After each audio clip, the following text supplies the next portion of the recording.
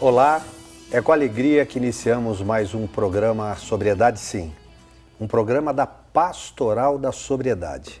Se você está assistindo esse programa pela primeira vez, é bom a gente lembrar que a Pastoral da Sobriedade é uma ação concreta da igreja para ajudar o enfrentamento da realidade das drogas.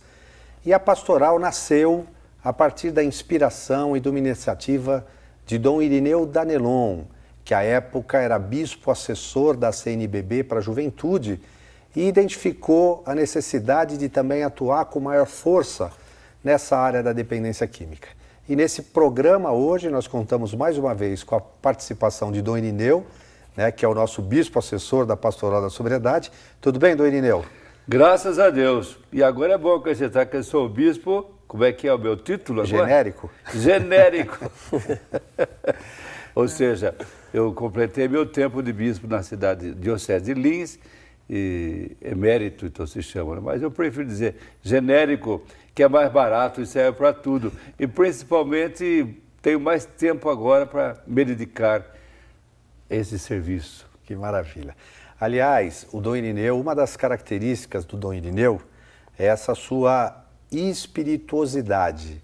Ele nos ajuda, nos ensina a enfrentar a realidade da dependência química, a conduzir a missão, o trabalho na Pastoral da Sobriedade com muito humor.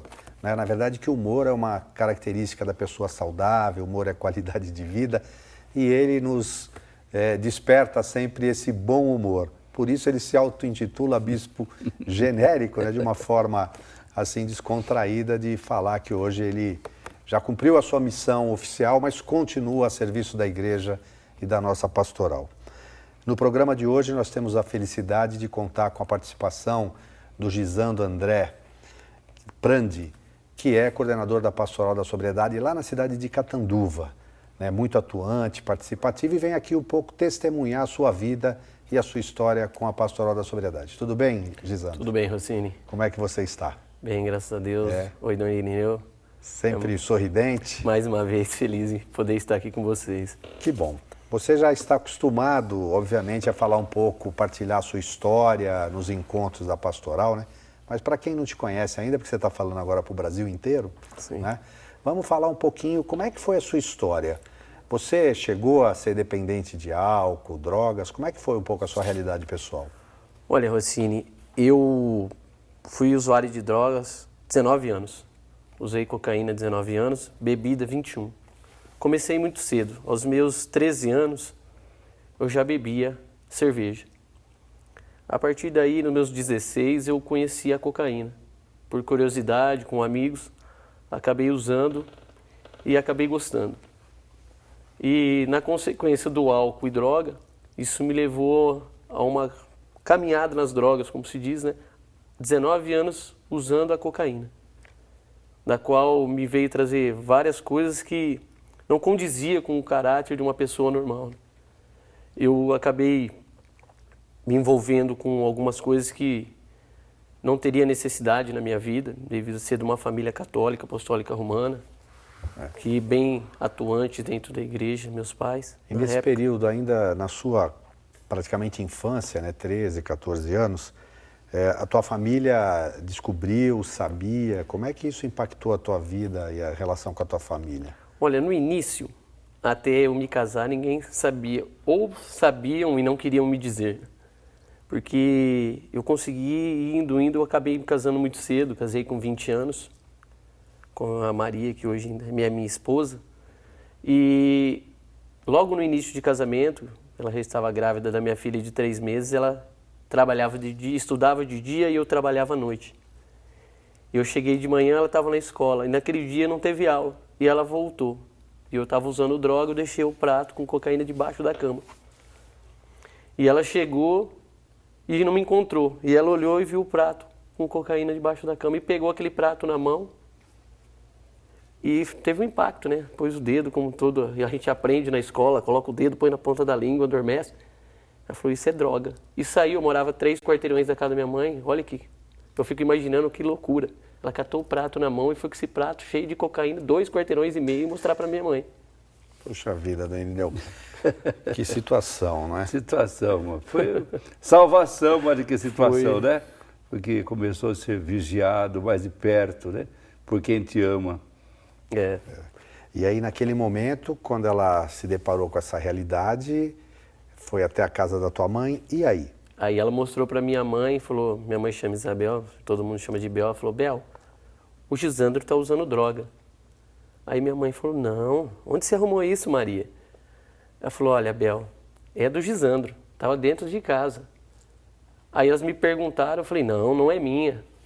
Isso aí não é meu, é de um amigo. Mas como de um amigo? Não tinha nem como, está dentro da minha casa. Debaixo E- da cama, é, sua. escondido do meu lado. E ela acabou me perguntando mais uma vez, eu acabei desconversando, mas a partir daí, como já a realidade já tinha sido descoberto que eu usava droga, aí foi pior. Aí eu comecei a usar com mais frequência, em maiores vezes, até chegar numa quantidade de cocaína de 5 gramas por dia, tomando 15 garrafas de cerveja e 15 pinga. Deixa eu só falar, quer dizer, essa quantidade de 5 gramas é uma quantidade muito elevada de risco? Olha, é você uma diria? quantidade de risco. Com risco até para pessoas assim que não está muito acostumado a usar frequentemente, até de dar uma overdose. É porque, Dom Irineu, na verdade, assim, eu não consigo imaginar essa intensidade, né? Mas a gente vê tantos relatos de pessoas que morrem por overdose de cocaína e às vezes num primeiro uso, né? Quer dizer, o organismo ele reage de forma diferente porque cada um tem uma estrutura física, né? E tem que tomar cuidado. Então, ao relatar isso, na verdade o que o Gisandro ele quer dizer é o seguinte, né? Ele teve a felicidade de conseguir, mas não é bom, porque isso acaba provocando outros danos à saúde, ao organismo, não é ou não? Isso, com o tempo eu fui usando demais, exageradamente. Hoje eu peso 77 quilos. Eu estava com 59,5 quilos. Quer dizer, já estava debilitado. Muitas vezes a gente começa a abandonar o serviço, né? Eu trabalhava sempre, fui uma pessoa que sempre trabalhei no uso. E nos últimos anos, último ano e meio de uso, eu já não tinha mais vontade de trabalhar. Eu não parava em nenhum emprego. Acabou afetando a minha vida pessoal. Quer você perdeu o emprego, depois não conseguia se fixar em nenhum. Porque a gente, querendo ou não, que nem nós acabamos de falar, somos excluídos da sociedade pelo uso excessivo da droga. Quando você consegue ainda manter escondido, você leva a sua vida normal, mas chega uma hora que a tolerância do corpo se torna cada vez maior o uso. Tá, e ok. nós não conseguimos mais. Né? Nós vamos ter que fazer uma pequena pausa aí para os nossos intervalos e daqui a pouco a gente volta para começar um pouco a partir desse momento, né? Dessas consequências e como é que isso impactou até o momento de você decidir mudar de vida.